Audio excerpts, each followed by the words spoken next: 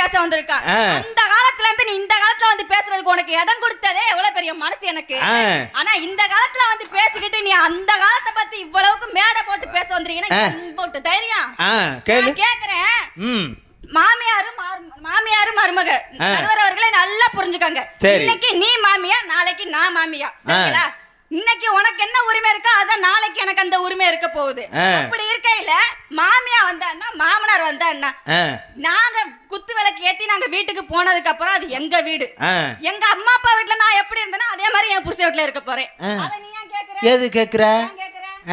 இதே நான் கேக்குறேன். வரதட்சணை கேட்டாங்க, வரதட்சணை கொடுக்குறீங்கன்னு சொன்னீங்கல்ல, நாங்க கேக்குற நடுவர் அவர்களே, நீங்க வரதட்சணை வாங்காமையா வந்தீங்க? இப்ப புக் பண்ணி வந்தாங்களே, இன்னைக்கு எப்படி வந்தாங்கன்னு கேளுங்க. மாட்டு வண்டியில வந்தாங்க அந்த காலத்துல மாதிரி. இவங்களுக்கு ஏசி பஸ் இன்னைக்கு புக் பண்ணி வந்திருக்காங்க. இவ்வளவு